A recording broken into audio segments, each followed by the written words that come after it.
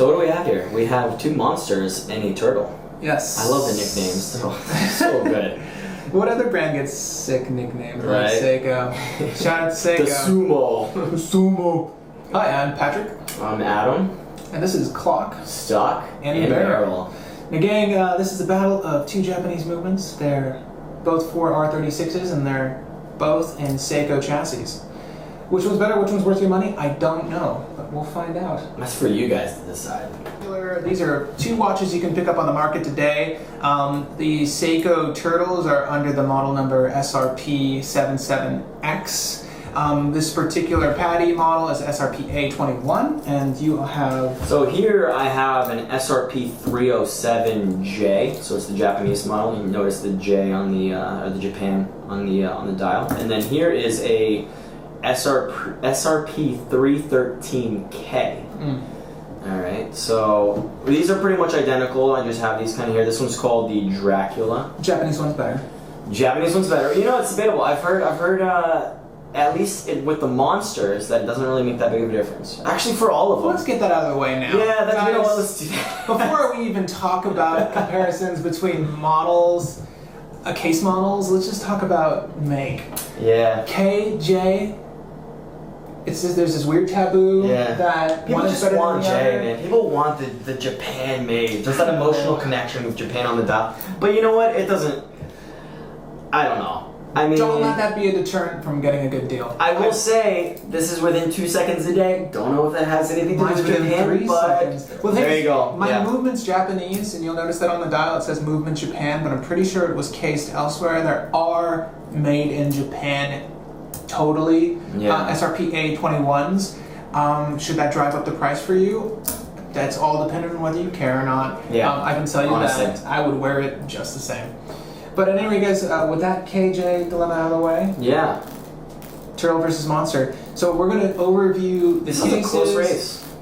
Yeah, the cases, the bracelets, the dimensions, how they wear on the wrist, how they feel, the kind of presence you have when you're rocking one. Yeah. So why don't we start with the Turtle. So guys, you've seen this in a similar video.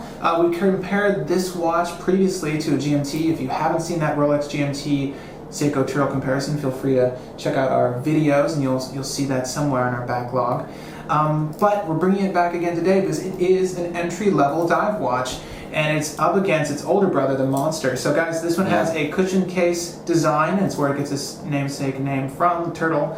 It's about 44 millimeters, excuse me, in diameter. Diameter? Diameter.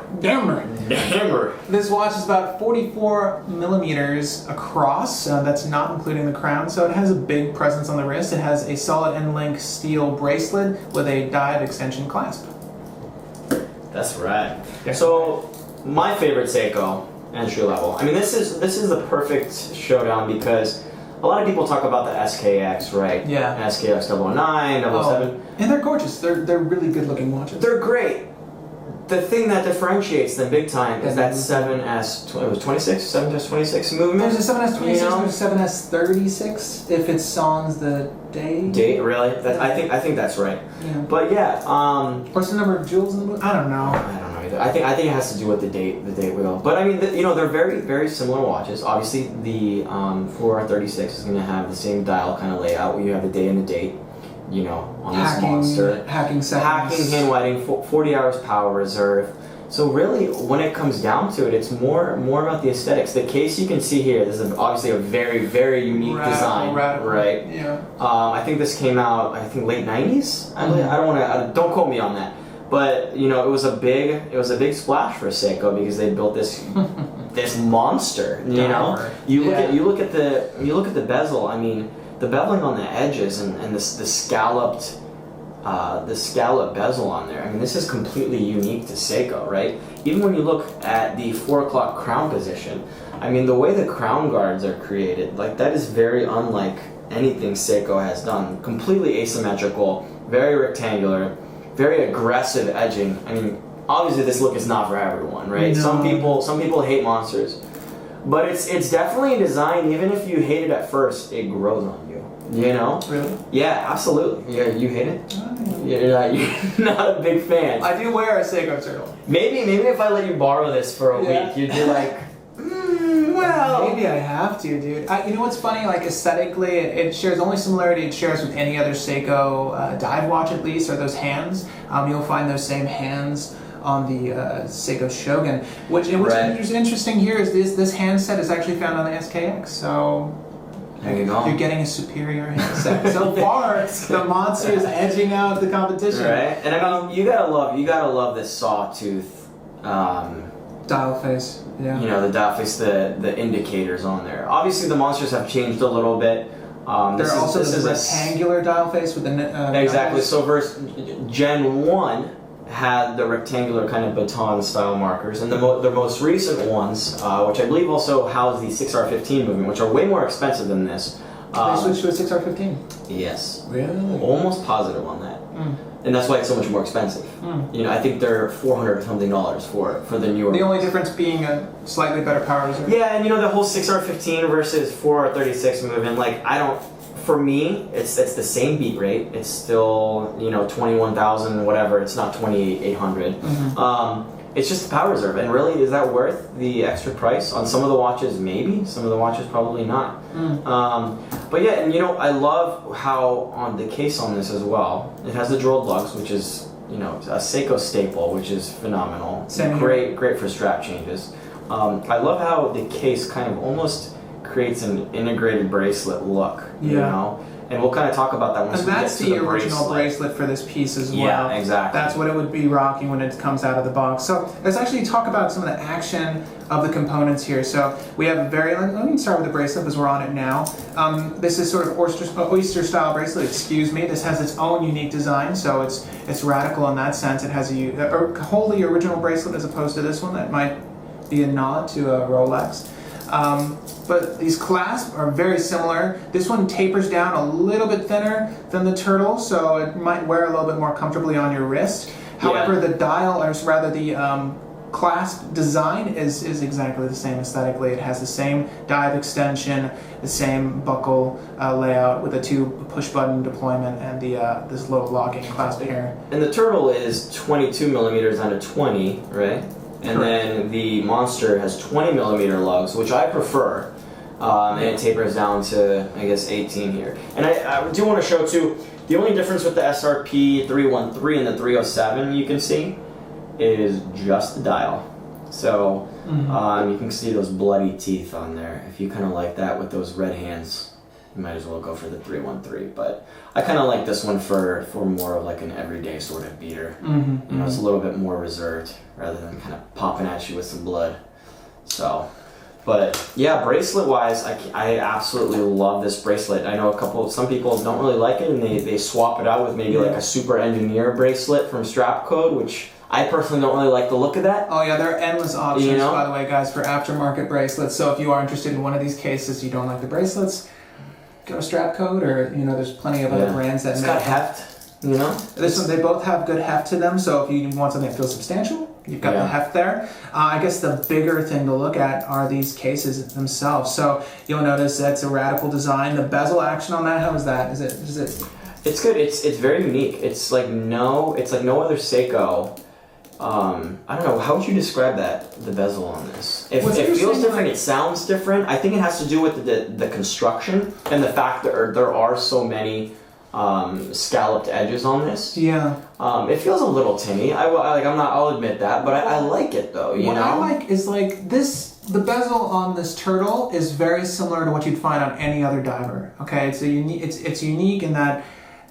Its color is a little different, but its function, it has these little knurled sides that are easy to grip, easy to turn. It has an extremely tinny sound, and there's a little bit of an issue with QC. Sometimes these bezels don't fall in line with the chapter ring or the dial. Right. And that's a common issue here. But what I like about the Monster and where I think it edges out the Turtle just a little bit is in that bezel design. It's unique. It's integrated into the body. It looks like a single piece of metal until you turn it, and then you'll notice that there's these little cutouts here on the side that help it fall in line with the case to just further accentuate that bezel case combo. It's great. It was designed for that body. That bezel would look out of place on any other watch. I love how they did that. In the bezel, you'll notice it's as thick as the case.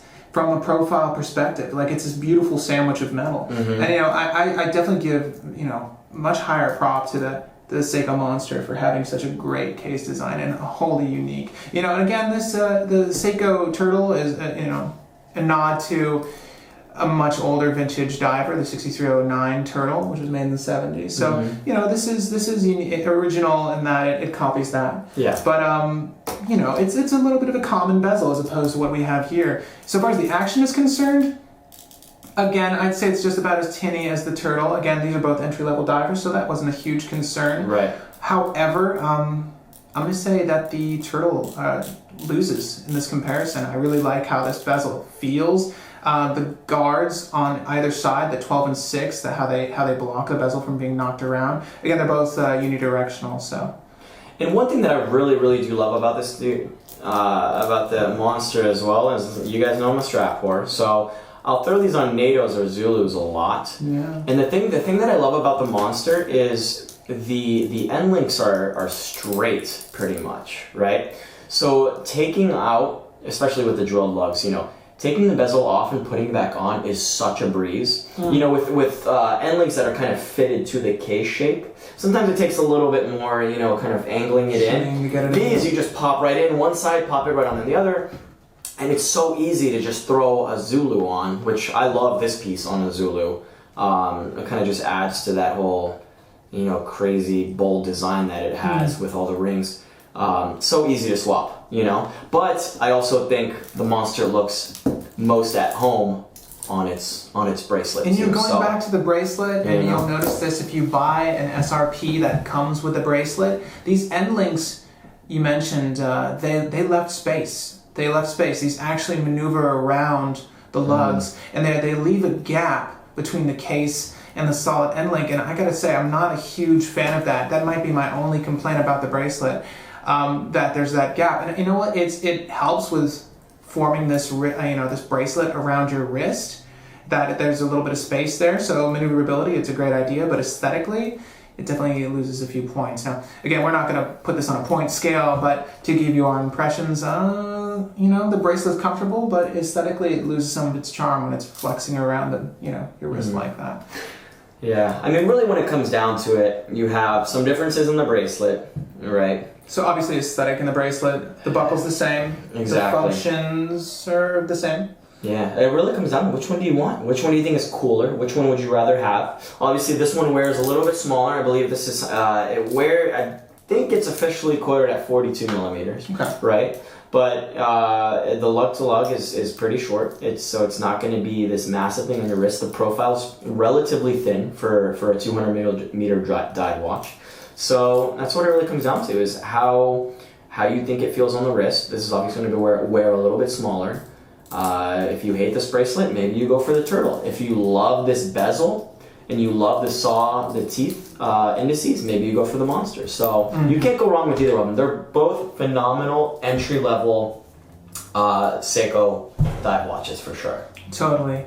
Yeah, so far as final thoughts are concerned on these pieces, it's a difference of aesthetic. You're getting an amazing movement that's featured in some other Seiko divers, but we're looking at their main line today. The Seiko Monster and the Turtle are both modern icons in the diving world. They're both rather affordable. I think you can pick one of these up for under $300.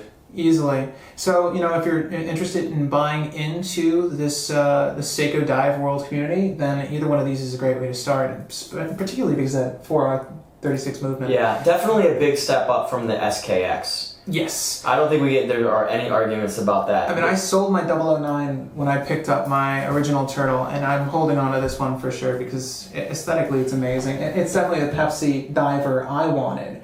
And I think that's, what it boils down to between these two at least is, did you want that black diver, that black watch, the one black watch you're going to have in your collection, or did you want a Pepsi? Yeah. But aesthetically, either one of these is going to appeal to you just a little bit more. And that's the great thing, too, about these two watches is there are so many dials now, especially with all the limited edition Turtles that they have now. And then with these, you have the Dracula dial, you get the orange dial, you got limited editions. That might be a little bit, pricey, but you got versions that have that are all black bezel, different black and orange mixtures on the dial. So you got infinite options. Do you think the Sumo is worth the extra couple $100 up from A bump these in two? price. That's the good question, because that is like the next step. SKX, no doubt, these are better, way better than the SKX. Yes. But is it worth getting a Sumo?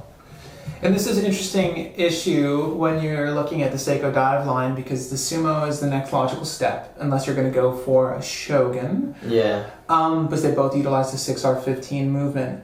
I'm We gonna both say- own Sumos. Yeah. We both own Sumos, and I don't have mine anymore. I don't either. And I honestly, unless you love that big maxi plot design, you know, with like a typical style diver, not a cushion case, but that Sumo classic design. If you really like that, I would say spend that couple extra $100. Those behemoth lugs, the curved in bezel Wears insert, large too. It wears very large, so that's the only unfortunate bit for me, and that's the reason I got rid of my Sumo. If we were going to compare these 4R36 models with the 6R15 Sumo, the Sumo's going to wear a lot larger. However, I have to say the Bracelet, it's not worlds better, but it's definitely better. And the bezel action, at least on my Sumo, I had a blue mo. This is a blue version of it. I think it's SBDC 033.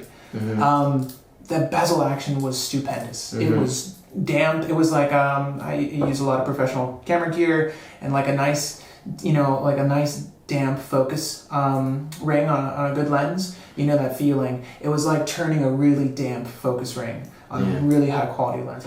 So that sets it apart. But again, that bezel function isn't a huge thing for me day to day. So yeah, exactly. I think that's what it came down to. That's why I went back to one of these divers. Agreed. And I think all of these are unique enough to where if you pick one, you're not going to be missing out on the other. If you love the radical design of the monster and you pick the monster, you're not going to be missing out on, Nor if you want the more subdued look of the turtle, you're going to be in the right hands, because this guy is fantastic.